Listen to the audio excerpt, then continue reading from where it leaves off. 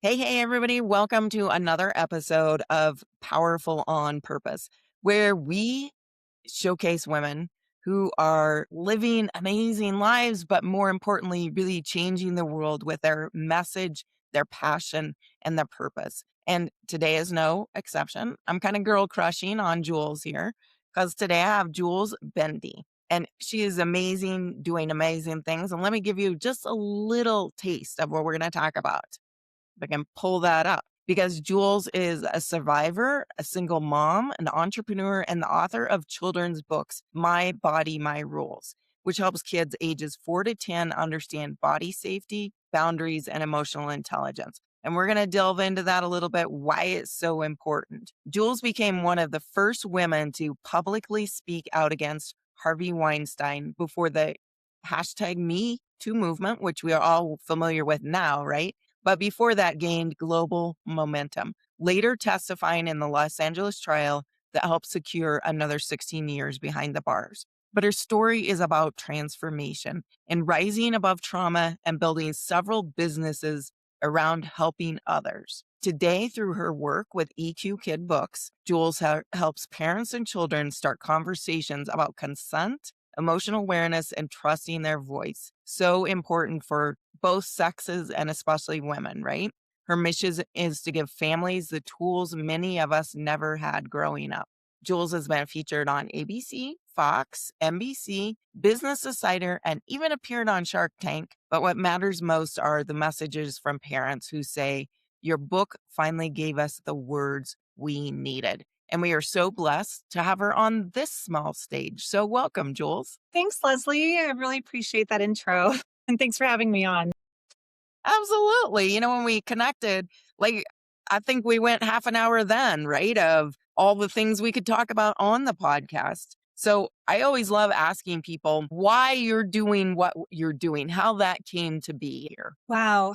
So basically, an experience that shaped my mission is, wow, one of the most defining experiences in my life was when I realized that the hardest thing we go through can either break us or become the very thing that shapes our purpose. So years ago, I went through a series of experiences that completely turned my life upside down. I lost a business. I went through a divorce, and this is all when I was going through the Harvey Weinstein trial. And at even one point, I had a court levy that wiped out my bank account overnight, plus a negative $600,000. And it wasn't even my debt.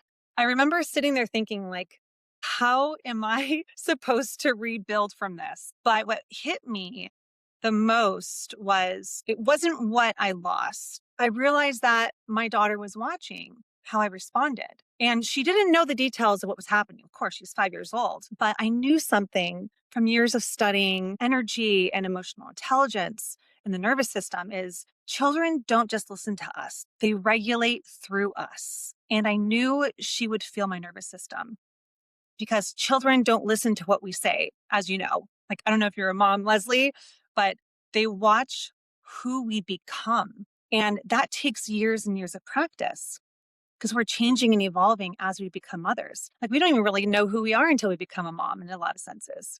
And in that moment, I realized something that I didn't want to raise a child who only learned how to survive life. I wanted to raise a child who knew how to understand emotions, communication, regulate her nervous system, and navigate challenges with and through emotional intelligence. And that realization became the seed for everything that I am building right now. So the EQ Kid Books with the Harmony Hills collection, the emotional intelligence work that I'm doing and the coaching and the speaking, it all came from this deep belief that if we teach emotional intelligence early, we can change the course of our entire lives. Yeah, that's powerful stuff, honestly. And I love this statement, who we are becoming, because while we're in that process of becoming, it gets messy, right? And how do you help other people become more of who they are?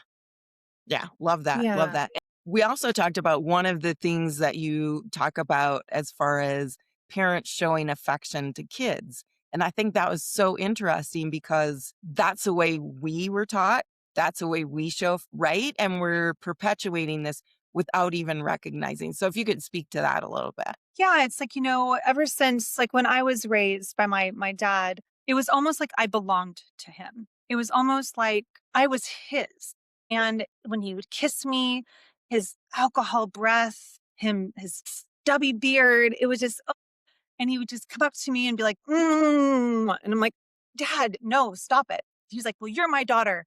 I can do what I want to. And I deep down want to be like, no, but I was like, okay, hurry up and get it over with. And so, us as women, what do we respond in a way like when we are around somebody we like or when something happens? Is we have trained our nervous system and our blueprint to say, hurry up and get it over with and to stay silent. Absolutely.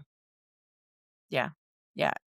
Such an important point. And I think you suggest too that parents start asking their kids, giving them that capability to say, nope, yes, because we're helping them as they move forward in their own becoming, then in situations, because I'm sure probably every woman has been in a spot where you're like, wow, this got super uncomfortable, super quick.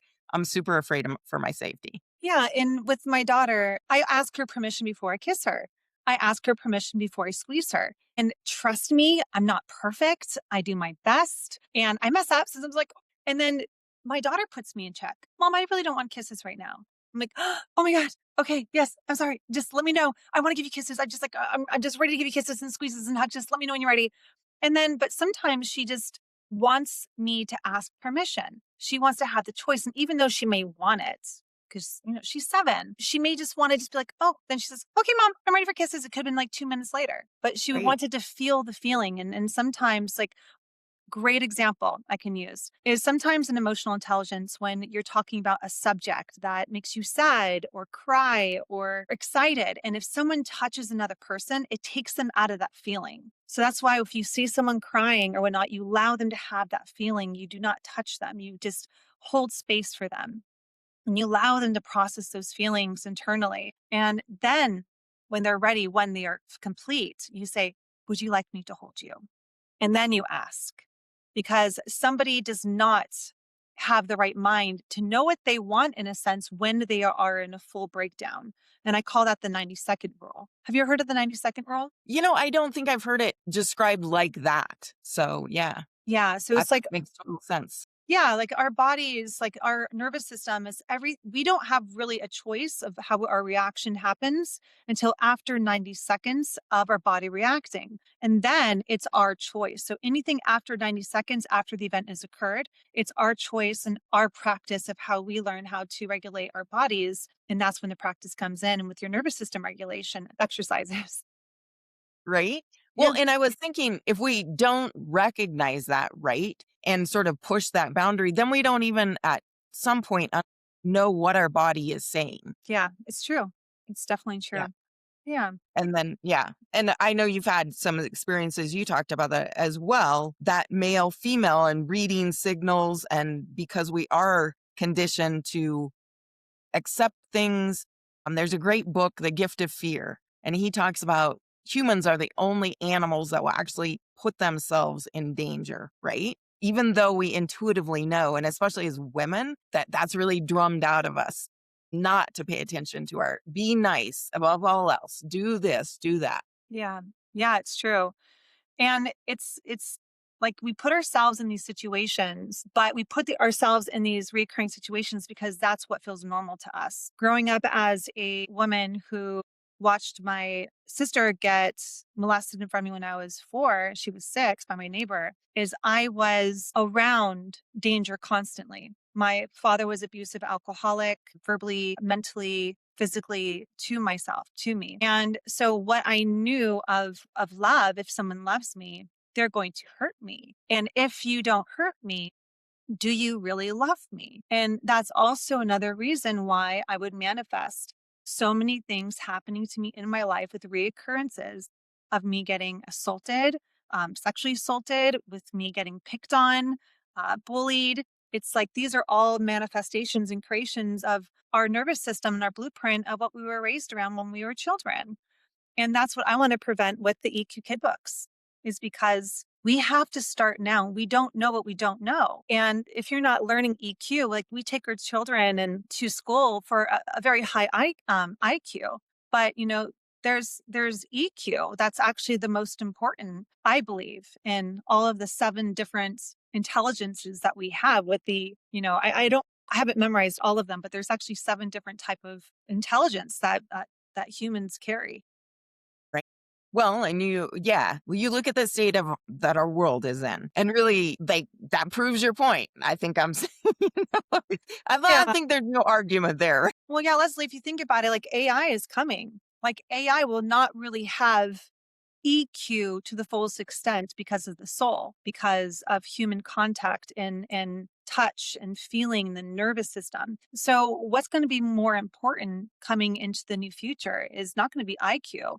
We're going to have probably chips in our brain if you opt into that, and we are going to have unlimited resources of intelligence. But what about emotional intelligence? And I know a lot of people who I'm not going to name out loud who are billionaires who have zero EQ, and they actually hire therapists to teach them in an IQ way of how to have EQ because they don't have any feelings. They have zero feelings.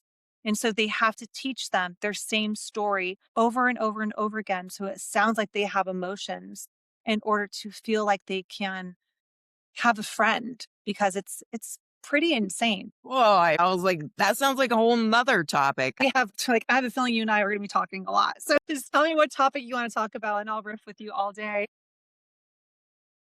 Exactly. I love that. Well, stay tuned for more people because we got more juiciness coming in future podcasts. Yeah. I was like, okay, squirrel, let's come back. Yeah, go Kids, ahead. kids, kids. That's right, kids. And really, you're so right. What you're talking about is changing the world in a way that is better, right? That humans are like, always hate to use that better term because I think we're great as we are, but we can always be more. Maybe let's put it that way. And if we don't have carrying along some of those hangups, oh my gosh, think of how much further all of us would be along. Like, yeah, because the baggage some of us have drug and some are still dragging, it gets really wearing. Yeah, my true belief system is if we're not growing, we're dying. And it's kind of like if you take a flower, you see a flower and it's fully bloomed, what does it do? It just drops its seeds and it just plants new life and it dies and wilts. So the way I look at relationships with all my friends and family and my partner is where can we grow and expand ourselves more in order to become better people and be the way we want to see the world? Right. Absolutely. So, if you were talking to your younger self, what advice would you give her? Wow. My younger self, that's a really good question. My younger self, I would say just don't ever give up. Don't ever second guess yourself because you can make no wrong decisions at any decision and choice that you make. Because every single wrong decision that you feel you've made, it's actually gotten to you to where you are today. And that's the most greatest course and path to growth and for emotional intelligence is, I am so like grateful for everything that's happened for me in my life, even with Harvey, even with my sister's incidences and with my dad and the abuse and the bullying I went through as a child. I've had rocks thrown at me. I've had people beat me up in school. And I am so grateful for those people. I mean, without them, I would never have written a book. Without them, I never would have met Harvey. Without Harvey, I never would have been able to activate my voice and get my life back. Who knows? I could have been having cancer somewhere and withering away because my body and my voice wasn't truly activated to the full potential it could possibly be. So, what I would say to my younger self is keep using your voice, keeping active with what you're doing. Don't give up, hang in there. And it's already been written, so you can't fail. There you go. Yeah, I love that. I think we get hung up in what's going on right now, right? And really can you can choose every day, different choice. Every hour you can choose. Do I like where this is at or do I want to make that choice? Yeah. Yeah, super powerful. What would you what would you say about success for women specifically, right? Do you feel like, because you've been very successful in different arenas, Mhm. despite some of the things that have gone on, how would you encourage other people to see success or to pursue it? I love this question. I would say this: your next level isn't waiting for you to feel ready. Most of the time, we think confidence comes first, but in reality, confidence comes after courage. Every meaningful step in my life happened when I took action before I fully felt prepared. The truth is, your voice matters long before you feel confident in using it. And the more you step forward, the more aligned people and opportunities and support start showing up for you. So if you feel the pull to step into something bigger, trust that feeling. It's not random, it's direction. So let's grow. And I really love that your voice matters, because every voice really does. And as women, we're conditioned to think ours are lesser, right? So I love that message. And I know you have a free gift for everyone. I love what you're doing. And I think this is so important. So honestly, blessed to be able to help you spread this message wider. Oh, thank you. Well, I constantly am putting free downloads on my website, on the EQ Kid Books website. And one of them is a few pages in My Body, My Rules activity book. Because I have the My Body, My Rules book. Then I have a coloring activity book that parents can do with their children. And this one is about the personal bubble space. And it's a cute activity you can do. And it also supports with body regulation and understanding what your child's needs are. And so that's a free download. And I also came up with an emotional intelligence and EQ bingo, an EQ bingo. So that's downloadable as well.